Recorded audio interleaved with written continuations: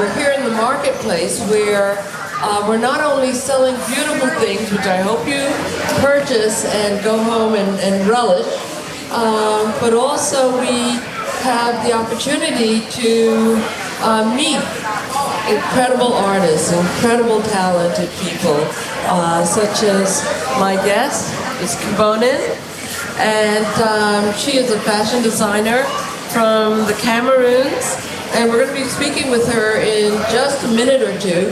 But I just wanted to tell you a little bit about what we've been doing here. My name is Dr. Albouri Ndiaye, and I'm the curator for the Crafts of African Fashion, which really is the launch of an initiative looking at cultural sustainability. You know, the theme of this entire festival this year is cultural heritage enterprise, those enterprises that help communities to keep their cultural heritage vital and intact. You know, part of the thing is everybody got to eat, right? But the other thing is that there's such incredible wealth within the communities, whether it be Armenia or Catalonia or throughout the African continent, with the talents of craftspeople. And often we find that craftspeople throughout the world, not only in Africa, are people creating beautiful things of immense beauty, but in sometimes in terrible conditions. Would you say? True.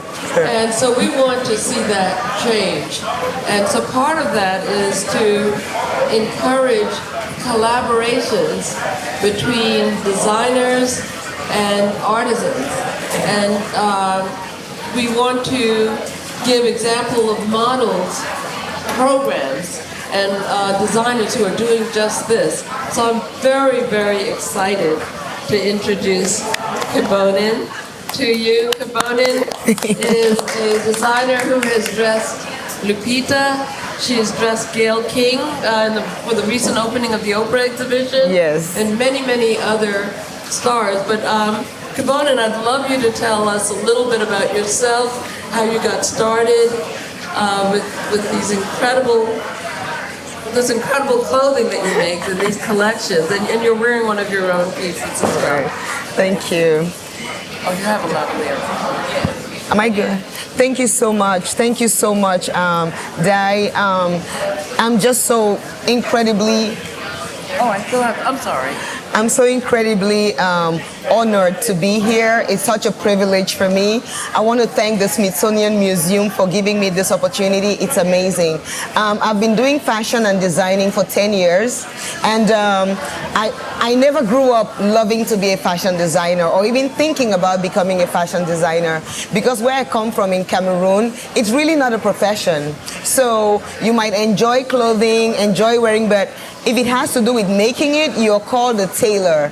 And back home, being a tailor is not for like a certain class of people. It's for people who are either unfortunate to go to regular school or, you know, so I never developed that skill. But I always used to design clothing for my friends' weddings, bridesmaids, and all of that. And I loved it and I enjoyed it. So when I came to the United States, I was working in retail.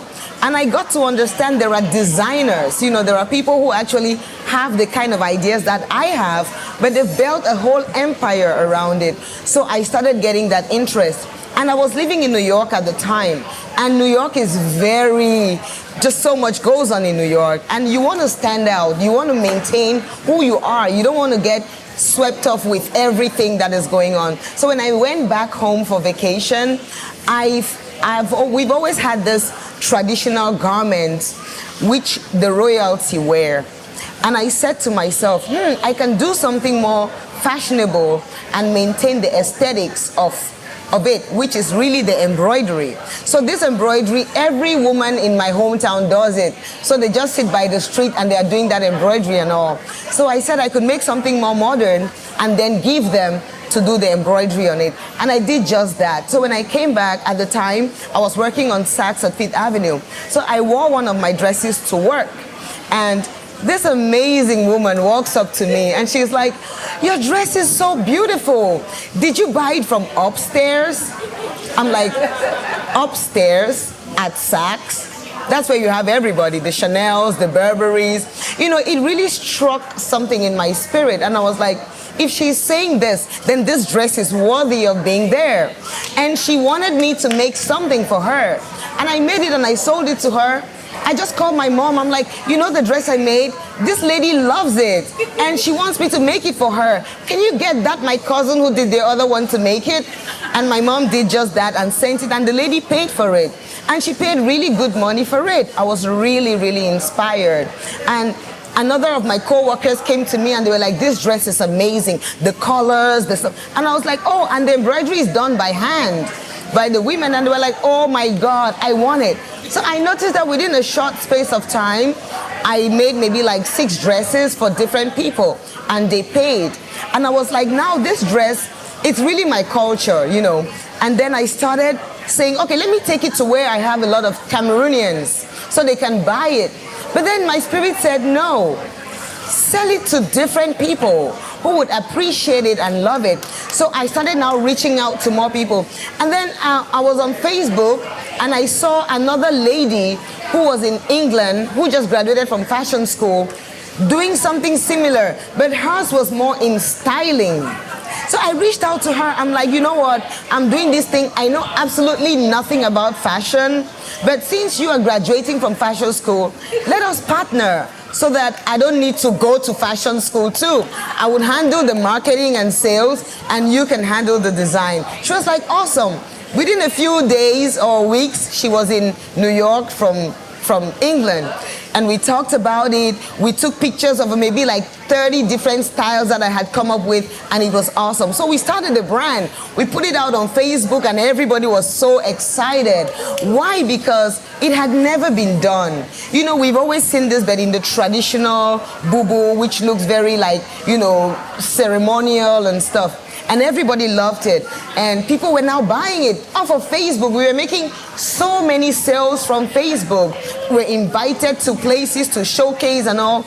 And it was in magazines. We did this. Since she was very creative and eccentric, she did all these eccentric photo shoots. We were in the New African Woman magazine because they were like, this is what the new African woman should look like. Traditional, but still modern. So that was the story of how we started. We kept going all over the place. And then eventually, I developed a different aesthetic for the brand. And I decided to start coming up with my own prints from this and putting them on luxurious fabrics like silks, satin, chiffon, and just making beautiful garments. However, I still have a production factory in Cameroon where I hired about 50 people, 50 women who do the embroidery and who also make the clothing. Now, what was interesting is one day I was in New York City just wandering around. I had moved out of New York City because it became too much for me, and I moved to Maryland. So one day I just went back to New York City to buy fabric for one of my clients. And does anybody know the blog called Humans of New York? Oh, yeah. Of course. So Brandon, the amazing angel, found me in Times Square, and he pulled me to the side and said, I think you have a story to share with me. And I'm like, which story should I start sharing with you? And he was like, whichever one ministers to you. So we started talking, and he asked me all these amazing questions, and I gave him answers, and he's the most amazing person I ever met. When we finished, he said, do you know when I finish putting up your interview on my blog, you're going to blow up? I'm like, me? Blow up? Okay. So I told him everything I had been through. I told him how I really loved this thing I was doing, but I did not really have the skills for it because eventually I went to school and I got a degree in fashion and design because I really wanted to know, because something keeps telling me that art, culture, craft is really going to help Africa come out of poverty. So I decided to learn more about it to see how we can exploit it in Cameroon or in Africa. So I went back to school, I got my degree from fashion, and I was always like I admired Lupita so much. I was like, if Lupita can do it, I can do it. So I started just coveting Lupita in my spirit. I was like, this girl, she must wear my dress. She must wear my dress. She must wear my dress. And when I was in school, when I was sketching my croquis to do my designs, it was Lupita's face. So I would have her face at the back of it. My professors would tell me, you cannot do this. And I'll be like, I have to. Like, she means a lot to me. She inspires me and she gives me all this hope. So when I finished from school, Lupita her stylist sent me an email, right, to send some dresses for her. I was like, for real? So I did not even go for my final presentation in school because I was making these dresses for Lupita, right? I was so excited. And then guess what? I made all of these dresses. I did not even have the money. You know, a student finishing from school. I struggled. One of my very good friends, who is a basketballer, sent me some money. And I made this. And I sent them to her and she did not wear them. I was so depressed. I was like, okay, maybe I'm not as creative as I think. Maybe I'm just like dreaming of something. That was one of the reasons why I left New York. I was really depressed. So when I got out of New York, I started finding myself. I was like, okay, no, this fashion is not for me. I started trying to find myself, and I realized that I just needed to grow myself also spiritually, to have a grounding, you know, something which you believe in, something which gives you a safe place where you can do whatever from that place. So I came to Maryland and I started growing myself spiritually. Now, and I really gave up on fashion, technically. Like, I was like, whatever, I don't want to do this again. It's too much trouble. But in this place of rest, in this place where I found peace, I was just busy, you know, literally just studying the word, just growing spiritually. And behold, that was when Humans of New York met me. And when he put my story up, I had 100,000 new followers on Facebook. I had $40,000 of sales in 2 days. My website kept crashing and crashing and crashing. I was so like, and what was interesting was I gave him this story that I told you know, my journey and everything. And a lot of people reached out to me. I had about 5,000 messages on my inbox, which I had to respond to. But you know, for me, it was important taking my culture, the zeal to make it well known, the zeal to create jobs back home, the zeal to do all of these things. And one thing I did not tell you was the factory I opened up in Cameroon, I raised the money from GoFundMe. I raised over $100,000 from GoFundMe through the people who came to me from Humans of New York. You know, so it was a life-transforming instance in my life. And what I learned was you have to have something to work with, which the Lord can blow up. You know, I was very passionate about my culture, passionate about creating jobs, passionate about empowering lives. And the Lord was like, what a noble desire. And he grew it out of proportion. And guess what? Lupita reached out to me again. And she was like, I want to have your dresses, this time for my movie premiere. Do you know I sent her some dresses which she has seen on my website? She wore 2 of the dresses. One to the Ellen DeGeneres show and the other to Good Morning America. Like, are you freaking kidding me? Like, how awesome can this be? Later on, Gayle King saw the dress Lupita wore and requested for her own dresses. I sent her like a couple of them. And Gayle wore one to the opening of the Black Panther movie premiere, and secondly to the opening of the Oprah Winfrey exhibition at the Smithsonian Museum. Like, come on, somebody just tell me what you're feeling right now. Like, this is so inspiring. And guess what? The Buckingham Palace saw what I was doing, saw the lives I was empowering back home, and invited me to an exhibition at the Buckingham Palace. So my dresses were exhibited just like this at the Buckingham Palace with the Queen, with Kate Middleton, with everybody. And I did not even have the chance to make it there, but my dress was there. And what happened after that? The Swarovski crystals reached out to me and they said they saw my dress and they want to do a collaboration with me. I was like, Lord, who am I for you to favor me so much? And I'm doing the collaboration right now. And the Smithsonian Museum reaches out to me and they want my dresses exhibited here. Honestly, I don't know what I did to deserve this, but the Lord is telling me something. You know, the scriptures say, seek ye first the kingdom of God, and all these things will be added to you. So everything which you desire, the Lord will give it to you. You will not need to struggle. They will come and they will meet you. So for me, I'm still empowering the women back home. I'm still fusing cultures because my entire concept is about fusing cultures. That is why you will see me do African fashion and Japanese fashion, for instance. You know, I will do African fashion and Chinese fashion, African fashion and Indonesian fashion. And you realize that all of these things come together. Now I'm looking forward to doing African fashion and Persian fashion, African fashion and authentic American fashion. What do we refer to as authentic American fashion? If you do research, you would know there are some things associated to being American. So I'm trying to put all of those things together. And that is what would help create more jobs where I'm coming from. That is what will help create jobs even here in America, create sustainability. And look, I was even researching Peruvian fashion, and I realized they have so many details like we do. Australian fashion. So when you come into the world of fashion, your mind goes broad. And don't be afraid to venture, because there is something which you're going to do which is going to make that difference. And your light will shine whether you like it or not. Like, believe me, I'm not out there running after people, but they're coming to me, and it's such a blessing. Thank you so much, Diane, for giving me the opportunity to express myself. Thank you. Thank you so much. This is actually a gift to all of us, and certainly a gift to the continent, yes, as well as to folks who are looking to support right tradition, yes, support the people who create things, and so wow, you've said so much already. This is great. Well, let me ask if anyone has any questions out there. Yes. Also, as a child of immigrants,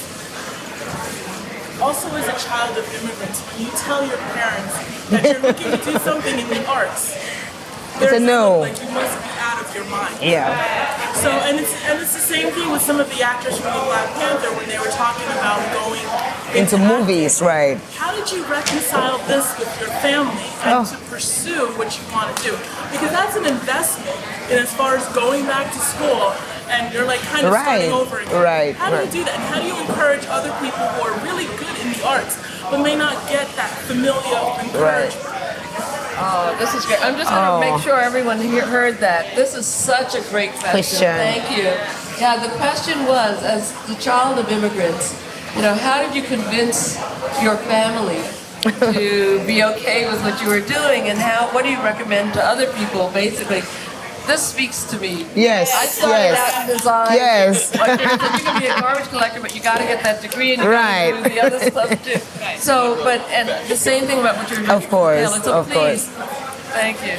You know, thank you so much for that question. Like, it hits home because, like, honestly, when I was on my way coming here from New York on the day of the opening, I was literally crying in the bus. And I was crying because I was having a conversation with my mom. And you know, my dad, I spoke to my dad last week, and he asked me, what do you do? He's like, no, so what do you do? You know, it's so painful. And I'm like thinking of all the people who are recognizing what I'm doing, all the young people I'm empowering, encouraging. And my dad is asking me what I do. It means he wants to hear that I'm still a banker or an accountant and all of that. It's so painful. I've heard my family members tell me I'm a failure, straight to my face. Like, you're a failure, you're a dreamer, you are not realistic. I'm serious. This is as far back as last week. I heard all of these things. And I'm like, are we that, like, not really owning up to what we really are? Do you know how painful it is for you to grow, live and die without even knowing why you were created? You're just doing something because other people are doing it or because you see these things happening. You know, I decided that I was going to be the best. You know, back home, even things like football, soccer, Your dad will beat you on end because you went out to play soccer. You come back home, they will beat you, punish you and all. But does anybody know this soccer player from Cameroon called Samuel Eto'o?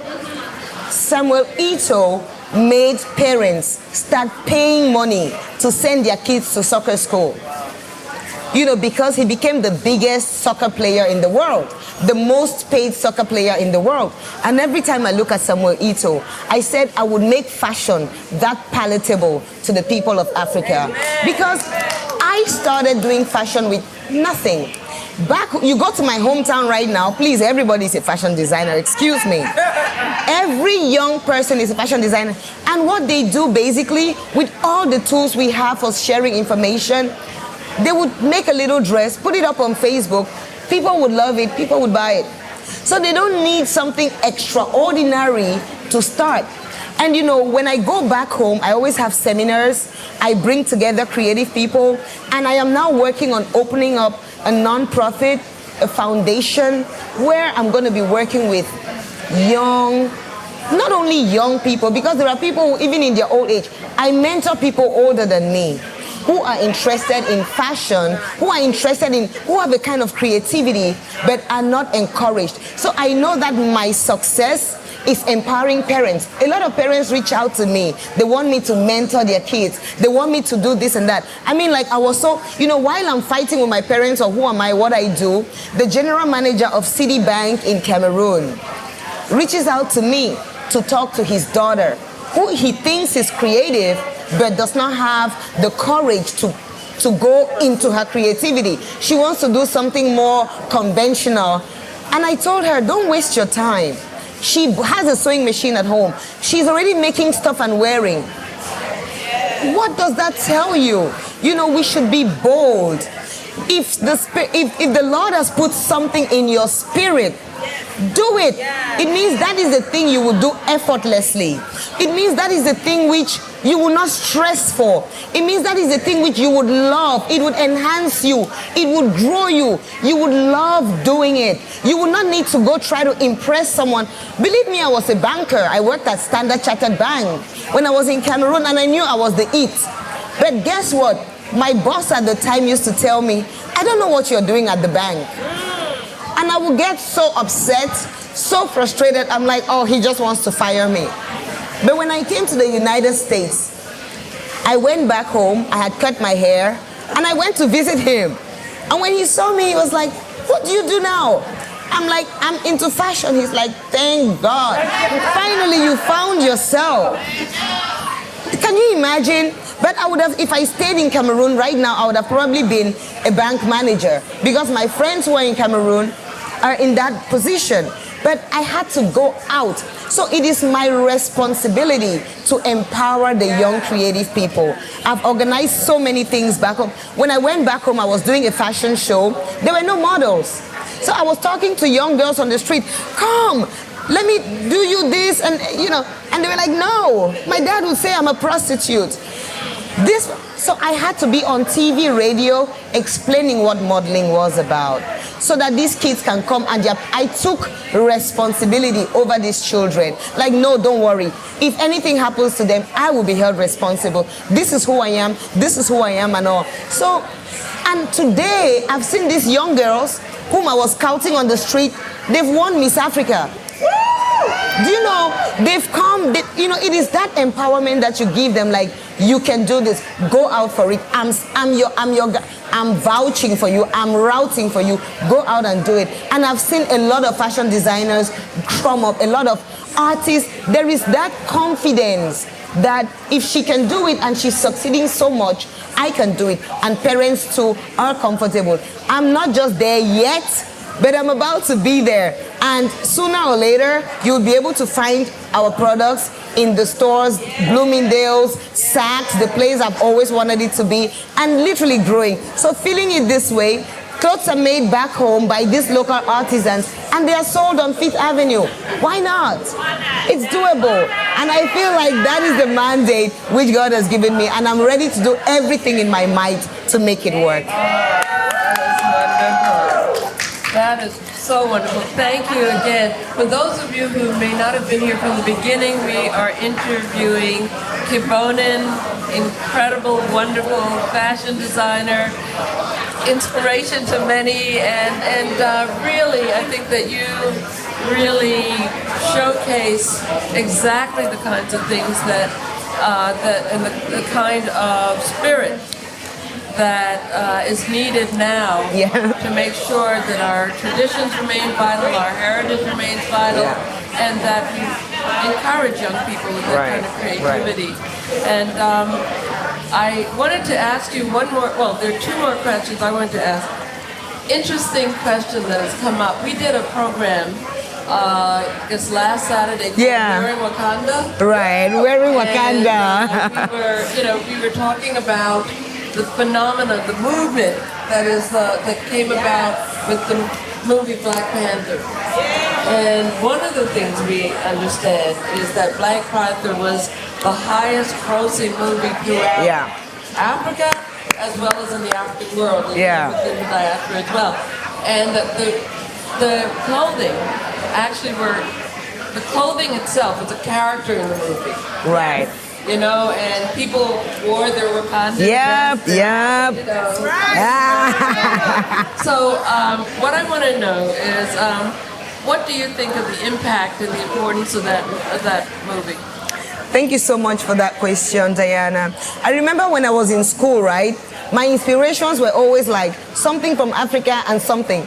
So I used to always say this: Africa is going to be the next mega trend. I said this probably like 4 years ago. Africa is going to be the next mega trend. And we started doing this thing so naively, right? A lot of people who were designers, because if I've done this for 10 years, you can tell we were the pioneers in African fashion. So we were like, and a lot of people told us like, it's soon going to be obsolete. It's soon going to go out of fashion. I'm like, you don't even know us. This thing would go for as long as we choose that it's going to be relevant. And every year, it's been going from one dimension to the other. Now, when you see, Black Panther to me was like, oh, my dreams, my vision is coming to life. Because Black Panther is what we've been doing all this while. We've had young designers coming from nowhere, just putting their creativities, African prints, African aesthetics, African symbols, and all of that. What Wakanda did was a turning point for African fashion. And I believe that African designers should take this and run with. They should take this and run with, because it means the world is open for you. A lot of my clients are from Sweden, Australia, South Korea. That is why I have the most of my customers. What does that mean? That these people are interested. This is not only for African fashion, it's for African art as a whole. Because the film itself is art. The clothing is art. Do you know African hair braiders don't have no space no more? I started braiding my hair after Wakanda. I have this hair for 10 years. I started braiding my hair for the past 3 months. I was like, I have to be in the Wakanda movement. And I go to the African braiding place, it's packed. Everybody is braiding their hair. Chinese women are braiding their hair. Everybody is. Hispanic women are braiding their hair. Caucasians are braiding their hair. Are you kidding? We should take advantage of this. We cannot just be like, it is a major movement and it should trend on for a while. Let's not let it go.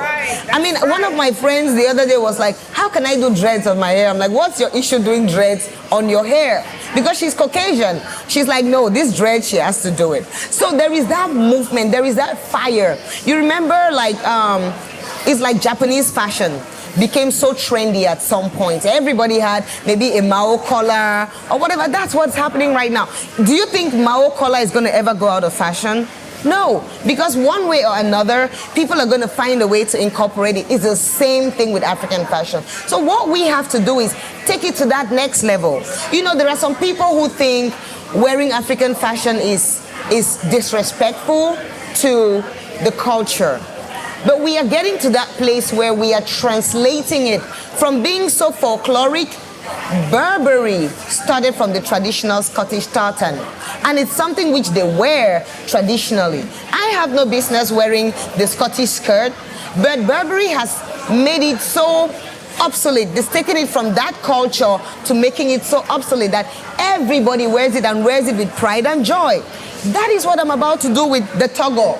That's what it's called, the Togo. I'm incorporating it in different prints, and that is a lot of African prints. The dashiki, for instance, you would find it on silk, you would find it on satin, you would find it on chiffon, which means it's gone to the place where everybody can relate with it. So that is how I want African fashion designers to look at it. Go to your culture, pick out that thing, and transfer it into the most trendy and the most exotic, the most, when I was doing my internship at Donna Karan, they took me from my portfolio. What did my portfolio have? All these traditional African inspirations. And I succeeded in putting it in different kinds of garments and structures and constructions which celebrities wore. So that is the way we have to look at it. Let us not just limit ourselves to making it very traditional, but let's take it as far as your mind can think it, you can achieve it. Oh, thank you, thank you. You actually anticipated what I was going to ask you because, it's interesting. One question that came up at every event we did one at Wearing Wakanda at African Art with your friend Katoni. Right. He's also a fashion right. and educator here. We also did some film series at the Museum of, the National Museum of African American History and Culture. The thing that came up both times is what about appropriation? And so you anticipated what we were going to exactly. talk about. Okay. Maybe you have so thank you for that question. I get very. I'm a global citizen. I'm a global citizen, and I make clothes to be worn by the global citizen. A lot of times, when Gwen Stefani did an entire collection with African prints, believe me, Africans were so pissed off, like, because it's Gwen Stefani, now everybody. But, you cannot let that deter you. You have to take it as a platform to go higher. You cannot let, people would say appropriation, but these people have the budget to market it so that the world sees it. Not everybody will be able to afford what she made. But when you make it, you can sell it to the everyday person. And Gwen Stefani might sell 500 pieces, but you can sell 30 pieces. That will make a difference. So for me, I always look at it like, let us not condemn it, but let's take advantage of it. Let us take advantage of it. A lot of designers, believe you me, maybe today we are seeing it because of social media and all, but designers like Dries Van Noten from Belgium had been using African inspiration from day one. From day one. His entire collections are like, you would see real art, you would see choreos, you would see a lot of African inspirations. Today is just more out there because of social media, and you can see what they are doing. But it's always been, Yves Saint Laurent has always used African inspirations. Even the whole panther, the leopard skin prints has always been inspired by the continent. So it's always been there. But let us not take it like something to our disadvantage. It is to our advantage. And if you're looking at it and saying, like, you should not wear Burberry because it's also the British culture, right?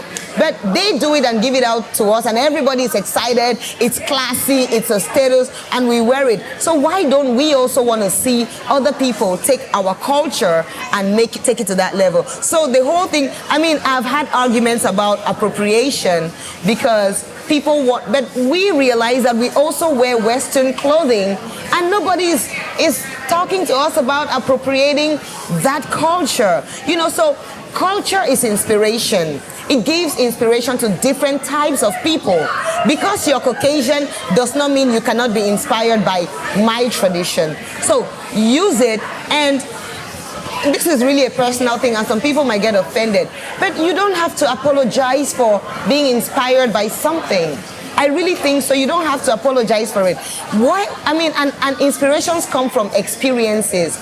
If I take my Caucasian friend to Cameroon and she sees something that makes sense to her and she wants to develop it, why not? I'm here living in America and I'm taking advantage of the things around here. So I believe that we should use appropriation to our advantage. Let us take it also unapologetically and use it and run with it. When I'm doing my inspiration board, you will see Gwen Stefani's dress on there. I'm inspired by the way she interpreted it. So let us not, let us really own it and let us take it to the next level. Thank you. Great answer. Thank you. Thank you so much. Wow.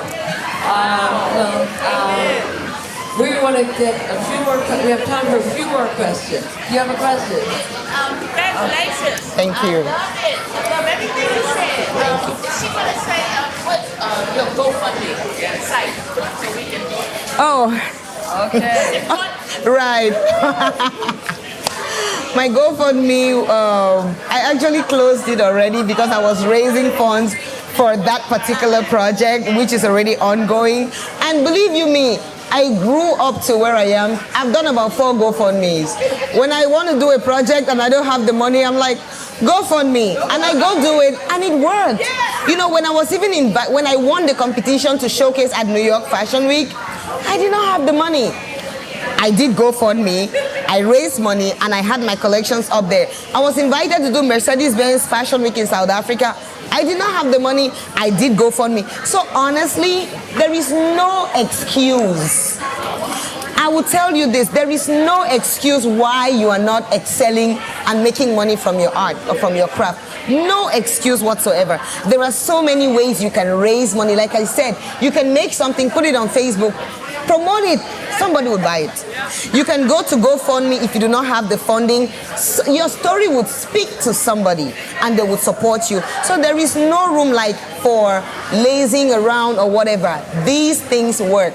You just need to decide that you want to do it. And your passion is what's going to keep you through. Has it been easy? No.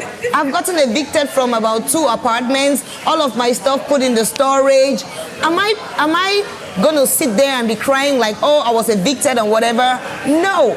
But I take it as another step to this thing that has to come out of me. Have I been unfaithful to certain clients because maybe they paid for a product and one thing or the other happened and I could not supply it? Yes. Am I proud about it? No. Am I owning it? Yes, because it is the steps. They are the steps that you make, you learn, you grow. But you cannot be ashamed of what you go through because it's unpleasant. Have people called me out on Facebook and be like, I paid for this dress and you've not delivered it? Yes. Do I explain to them to make up? Yes, I do. I'm not going to block them or shut them down. No, because it is part of the journey. But today, am I proud to say that an investor who has been seeing me struggle all this while on social media reached out to me and said, I want to put money into your business. How much do you need? And I said, I really don't know how much I need, but I have a partner who can explain everything about the business of fashion to you. Should I give you her number? Yes. Within 1 month, this person was flying over to Germany to meet the person and explain about fashion. Has my journey been painful? Of course. Have I cried time and time over and promised never to do this again? This is the last time. Of course I have. But the next day, I still find myself loving it, doing it, really pleased about the impact it is having on people's lives. So thank you for asking about the GoFundMe. Now I'm at a place where maybe I don't need to do a GoFundMe anymore because my resilience, my persistence, my creativity convinced somebody to invest in me. So that is the process. And do not be apologetic about it. Thank you. Thank you so much. Wow. This is incredible. We have time for just a few more questions and answers. I did want to ask you about the challenges that you see facing some of the artisans who work. What do you see in terms of the continent in terms of the cultural heritage aspect, keeping the crafts going. Right. What are the major challenges and any ideas you have for other designers who want to work in collaboration? Okay. Thank you so much, Dan, for that question. You know, when I started doing this embroidery, right, back home, you could do an entire throw like what she has on. Oh, that's beautiful. You could do an entire throw like that, have it heavily embroidered. Sometimes it takes them maybe like 3 weeks to a month to do all of that embroidery. I mean, imagine this, intricate all over. And they would sell it for peanuts. Like, they would not even sell it for that much of a price. And I'm like, you've been sitting on this thing for 1 month. And then you're selling it for maybe like a few dollars, like maybe like $100 or something. And I'm like, no, I need to add value. I need to make these women see that what they are doing is worth so much. I mean, I'm telling you, this woman will be carrying her baby and she's doing this embroidery. And it was very seasonal. So like when we have traditional celebrations back home, that's when a lot of people order it. Believe you me, I've seen women build houses back home from doing this. Because when I took on it, I made it international. So they saw a value added to it. A lot of Africans now, like Cameroonians in the diaspora, this is what they wear to identify themselves. You would see groups of people from a particular village or a particular celebrating here in America, and everybody in there has this kind of outfit. Which means back home, believe me, when I go back even and I try to work with these women, their prices have quadrupled. I feel awesome because I'm like, finally, we've understood what we are doing. We've understood the value of our time. And the market is there. But one thing which I had to, for the women whom I worked with, I had to instill in them a sense of value. You know, when I went back home, it's nothing that I boast of because I'm part of the Fair Trade Confederation, where you need to pay your workers a certain amount of money. You need to treat your workers in a specific way. So when you walk into my factory, you have to wear a lab coat, a white coat over what you have. You have to change your shoes and wear Crocs. That's how you, and I tell them, you're a scientist, you know, you're an architect. That is what I instilled in them. So they come in with that confidence. They understand what they are doing in that place. They are on time. You must go on your lunch break. We must have bathrooms within the facility where you go to change and all of that. So I instilled a sense of value in them, and they have taken this. Even those who no longer work with me, they've taken it to where they are. I brought people from the United States to help train them, just to show that what you're doing is not just craft, it is much more. So I've done a lot to up the value. I mean, when you go back home right now, you see so many people doing this traditional embroidery. So many people, and it warms my heart. Some people will be like, oh, they're copying you. I'm like, no, they're not copying me. You will copy me when you really take the one that I specifically did and redid it and redo it, but they're not copying me. It is our culture. Let's take it as far as we can and make our continent relevant, make our country relevant, and make our art relevant. Thank you. From all over, what part of Cameroon? From Bamenda. From Bamenda. From Bamenda. Bamenda. Yes. What part of Cameroon? It's the northwest region of Cameroon. We Yes. did our DNA tracing, and we're from northern. Oh, Hey. right. Glory to God. Real supporter of that. I know. Right. I talked the other night. Right. Oh. So, yes, yours is the last question. Yes, my question is, now that you have grown your business, congratulations. Thank you. Where can all of us who are here listening to you today obtain these fashions? Right. Website, this is on the Facebook page. Right. If you want to walk around and wear it. Wonderful closing question. Thank you so much. So right now I sell The Lupita dress, so that's the Lupita dress. Unofficial, because she has not endorsed that, but I just cannot call it anything else but the Lupita dress. So the Lupita dress is on promotion right now on my website. My website is kibonenny.com. NY, New York, because New York inspired me to become who I am today. So the name of my brand is Kibonen, New York.